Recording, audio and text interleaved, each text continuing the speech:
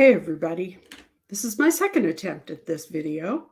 The first time, apparently my mic wasn't on, so you got my mouth moving and no noise. Lord knows my mouth makes plenty of noise. Let's talk. Hello, I'm home from the courthouse. Let's talk about week 4, Thursday. What happened today? We had, before we adjourned yesterday, we had Dr. Angie Christensen on the stand. She's an FBI forensic anthropologist, and she was doing the examination of the skeletal remains. Now, there are things that she can't do. One is she's not authorized to make a positive ID or to determine cause of death. She also is not in charge of looking at any defects in the bones and determining what made those defects. So she did point out that there were defects in the bones, particularly in the hip and sacrum area. There were quite a few what she called sharp trauma defects on the bones. They were defects that were around the two hip bones, around the pelvic area, and then in the sacrum, which is the back and the bottom of the spine. So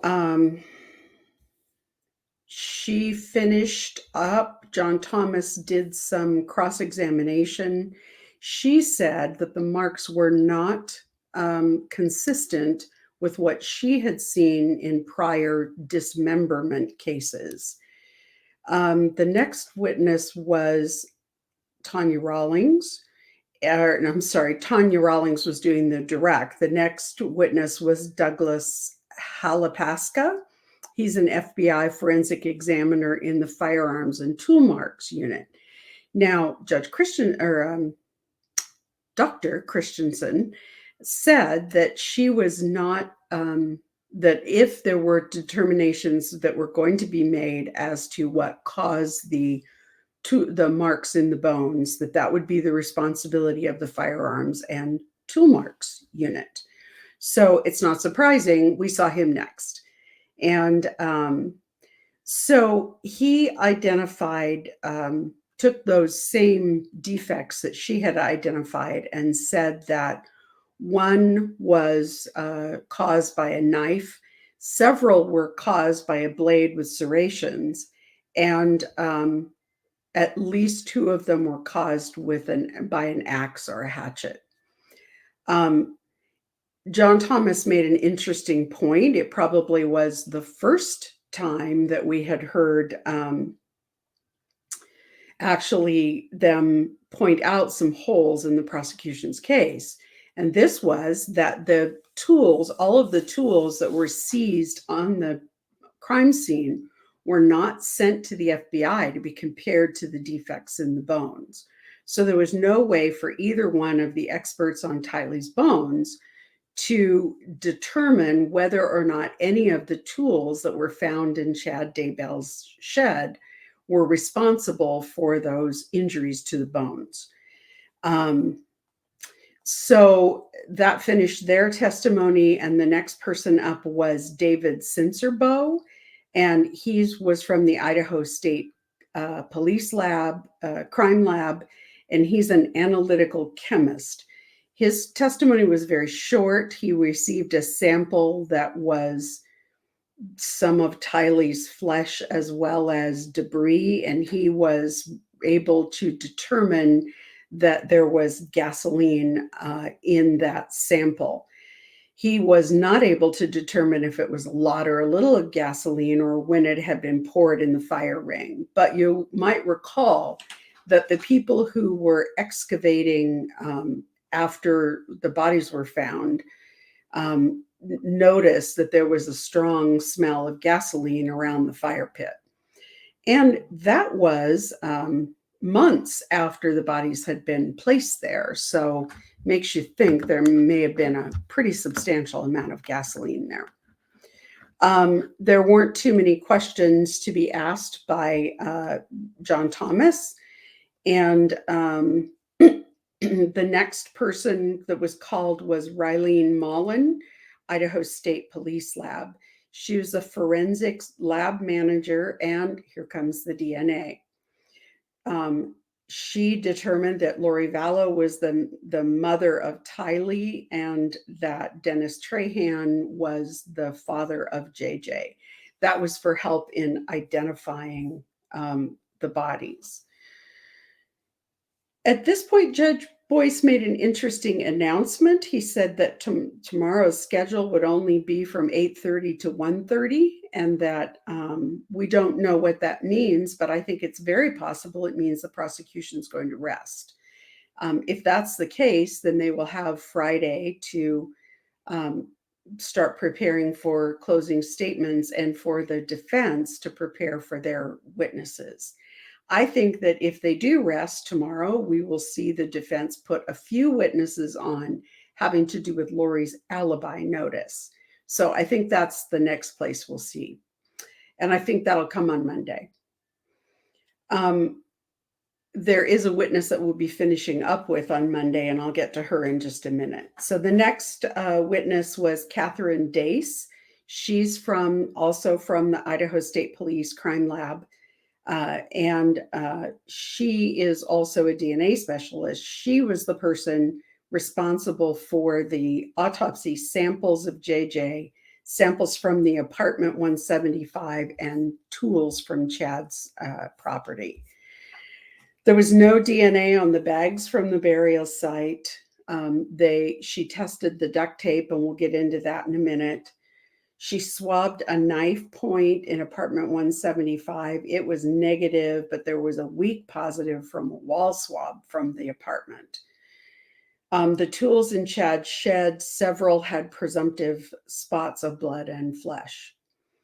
So there were two things that really stood out. There was a pickaxe and a shovel, both of which had Tylee's DNA on them, both blood on the handle of the shovel, as well as blood and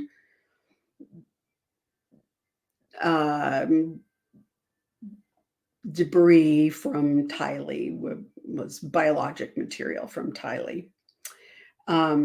And the other thing was that there were blood spots on the handles of that, and they had Tylee, and it was all identified as Tylee's DNA.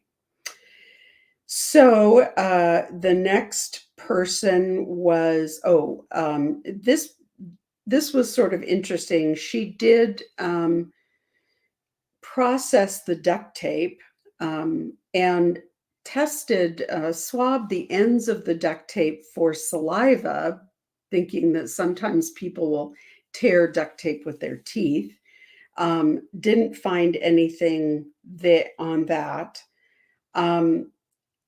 But they did collect hairs from the tape that wrapped the black bag.